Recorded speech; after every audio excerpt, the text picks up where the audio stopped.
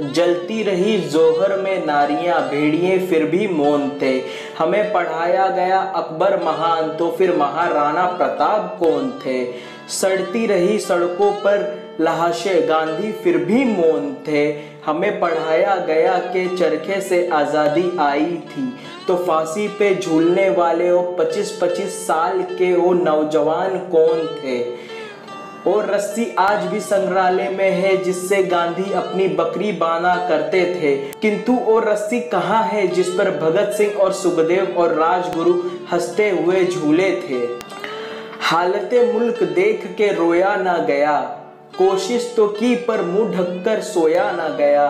जाने कितने झूले थे फांसी पर, कितनों ने गोलियां खाई थी। क्यों झूठ बोलते हो साहब कि चरखे से आजादी आई थी। चरखा हरदम खामोश रहा और अंत देश को बांट दिया। लाखों बेघर लाखों मर गए, गांधी ने जब बंटवारा किया। जिन्ना के हिस्से में पाक गया, नेहरू को हिंदुस्तान मिला।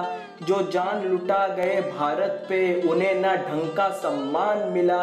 इन्हीं सियासी कुत्तों ने शेखर को भी आतंकी बताया था। रोया अल्फ्रेड पाक था उस दिन, एक एक पत्ता थर्राया था। जो देश के लिए जिए मरे और फांसी के फंदे पर झूल गए। हमें कजरे गजरे तो याद रहे, पर अमर पुरोधा हम भूल गए। जो असली में सम्मान के लायक है, तुम उनका सम्मान करो। जय हिंद, वंदे मातरम, भारत माता की जय, इनकलाब जिंदाबाद। जब लाहौर जेल में फांसी हुई, उसके थोड़े दिन पहले उन्होंने एक पत्र लिखा, जिसको उन्होंने कहा कि ये मेरा घोषणा पत्र है और ये पूरे देश के लोगों को पता होना चाहिए। बात क्या थी, जब भगत सिंह को फांसी होने की घोषणा हो गई तो देश के अखबारों में एक चर्चा चल पड़ी। अंग्रेजी सरकार उस चर्चा में हिस्सेदार हो गई। अंग्रेजी सरकार कहती थी कि भगत सिंह आतंकवादी है, भारत के लोग कहते थे कि भगत सिंह क्रांतिकारी है। अब क्रांतिकारी और आतंकवादी की बहस शुरू हुई। तो अंग्रेजी अखबार जो उस समय छपा करते थे, आज भी उनमें से एक दो अखबार इस देश में चलते हैं, तो उन अंग्रेजी अखबारों में अंग्रेज सरकार के समर्थन में लिखा जाता था कि भगत सिंह और उनके जो सहयोगी हैं चंद्रशेखर, उनके जो सहयोगी रोशन सिंह, मनमथ नाथ गुप्त, ये सब आतंकवादी हैं। तो भगत सिंह को एक घोषणा पत्र जारी करना पड़ा और उनको ये बताना पड़ा कि हम आतंकवादी नहीं हैं। हमने बहुत सोच समझकर, जानबूझकर ये क्रांतिकारी कदम उठाया है और हमारे कोई सपने हैं जिनके लिए हम अपने को बलिदान कर रहे हैं। हम ऐसे ही साधारण लोग नहीं हैं, आतंकवादी नहीं है। उन्होंने जो घोषणा पत्र जारी किया था उसमें उन्होंने लिखा कि हम क्या चाहते हैं। उन्होंने लिखा कि हम चाहते हैं कि भारत से अंग्रेजों की सरकार चली जाए, अंग्रेजों की शासन व्यवस्था समाप्त हो जाए और उसके बाद भारत में जो व्यवस्था बने वो स्वदेशी व्यवस्था हो, पूर्ण रूप से स्वराज्य वाली व्यवस्था हो। तो उन्होंने जब घोषणा पत्र लिखा तो बहुत स्पष्ट कहा उन्होंने कि अंग्रेजों के जाने के तत्काल बाद इस देश में अंग्रेजों की शासन व्यवस्था चली जानी चाहिए। अंग्रेजों के जाने के बाद इस देश में से अंग्रेजों के बनाए हुए कानून समाप्त हो जाने चाहिए। अंग्रेजों के जाने के बाद इस देश में से अंग्रेजों के बनाए गए सब नियम बदल जाने चाहिए। अंग्रेजों के जाने के बाद इस देश में से अंग्रेजी चली जानी चाहिए। अंग्रेजों के जाने के बाद इस देश में से अंग्रेजी शिक्षा व्यवस्था खत्म हो जानी चाहिए। एक लंबा घोषणा पत्र है जिसमें 29 बातें उन्होंने लिखी और उस घोषणा पत्र पर शहीद आजम भगत सिंह ने सबसे पहले हस्ताक्षर किया। बाद में जब घोषणा पत्र जेल के बाहर आया तो उनके दूसरे सहयोगियों के हस्ताक्षर उस पर हुए। उस पर चंद्रशेखर आजाद के हस्ताक्षर हैं, उस पर ठाकुर रोशन सिंह के हस्ताक्षर हैं, उस पर रामप्रसाद बिस्मिल के हस्ताक्षर हैं। ऐसे उस जमाने के 7 बड़े क्रांतिकारियों के हस्ताक्षर से वो घोषणा पत्र जारी हुआ। सारे देश के अखबारों में वो छपा। तब भारत के लोगों को ये पता चला कि ये सारे क्रांतिकारी किसी सपने के लिए अपने आप को कुर्बान कर रहे हैं, शहादत को अपने ऊपर ओढ़ रहे हैं। और वो सपना क्या है, अंग्रेज चले जाएं, ये बड़ी बात नहीं है। भगत सिंह ने तो 1928 में ये बात कही थी, आप हैरान हो जाएंगे ये सुनकर। सन 1928 में एक अखबार का संपादक भगत सिंह जी को मिलने गया लाहौर के सेंट्रल जेल में, तो उन्होंने कहा कि आज़ादी तो आने ही वाली है। वो संपादक हैरान हो गया, आपको कैसे मालूम? उन्होंने कहा मुझे मालूम है आज़ादी आने वाली है। तो संपादक ने पूछ लिया कितने दिन में, तो उन्होंने कहा 15-16 साल में आजादी तो आ ही जाएगी, अंग्रेजों को तो जाना ही पड़ेगा, वो तो यहां नहीं रह पाएंगे और हम तो उनसे किसी भी तरह से आजादी ले लेंगे, लड़कर ले लेंगे, भिड़कर ले लेंगे, जैसे भी चाहें हम तो आजादी ले ही लेंगे, वो बड़ी बात नहीं है। बड़ी बात यह है कि आजादी आने के बाद अंग्रेज तो चले जाएंगे, अंग्रेजियत जाएगी क्या, यह सवाल उन्होंने किया था। तो संपादक को समझ में नहीं आया अंग्रेजियत का माने क्या, तो भगत सिंह ने कहा कि अंग्रेजों की शिक्षा व्यवस्था, अंग्रेजों की कानून व्यवस्था, अंग्रेजों की न्याय व्यवस्था, अंग्रेजों की प्रशासन व्यवस्था, ये सब मिलाकर अंग्रेजियत ये चली जाए इस देश में से, तब हमारा स्वप्न पूरा होगा।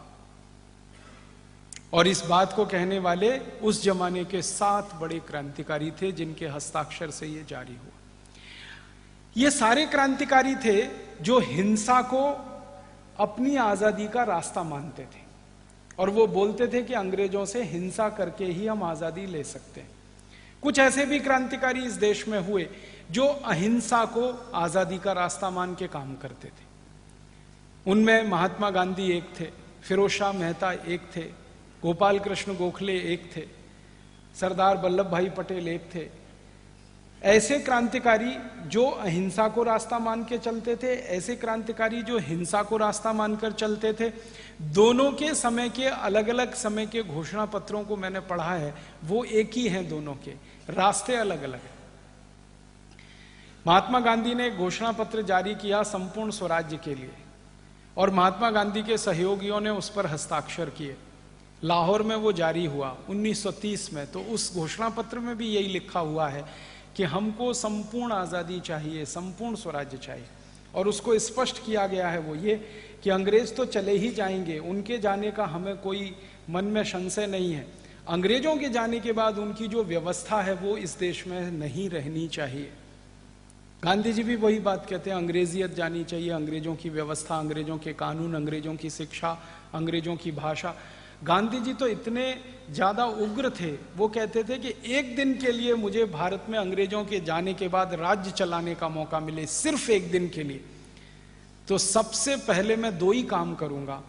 एक तो अंग्रेजों के बनाए हुए सारे कानून जला दूंगा और अंग्रेजों की जो भाषा है अंग्रेजी, इसको एक दिन में पूरे देश में से खत्म कर दूंगा। अब हम ध्यान से देखें तो मैं ये मानता हूं वो ये कि भगत सिंह हो, चंद्रशेखर आजाद हो, राम प्रसाद बिस्मिल हो, ठाकुर रोशन सिंह हो, अशफाक उल्लाह हो, ये क्रांतिकारी हिंसा को रास्ता मान के काम करने वाले, महात्मा गांधी हो, मदन मोहन मालवीय हो या सरदार पटेल हो या उनके सहयोगी हो फिरोजशाह मेहता वगैरह, ये अहिंसा को रास्ता मानकर चलने वाले, दोनों ही क्रांतिकारी कैंची की तरह से काम करते थे। कैंची होती है ना, सीजर जिसको हम कहते हैं, उसमें एक फलक मान लो हिंसा वाला, दूसरा अहिंसा वाला, काम दोनों मिलकर अंग्रेजों की जड़ काटने का ही कर रहे थे। रास्ते अलग अलग थे, मान्यताएं अलग अलग थी, उद्देश्य दोनों का एक ही था। तो मैं कहना चाहता हूं वो ये कि जब हिंसा को आधार बनाकर क्रांति करने वाले, अहिंसा को आधार बनाकर क्रांति करने वाले सबके सपने एक ही थे, तो आजादी मिलने के तत्काल बाद भारत सरकार को यह करना चाहिए था कि क्रांतिकारियों के सपनों को पूरा करने के लिए इस देश में काम होना।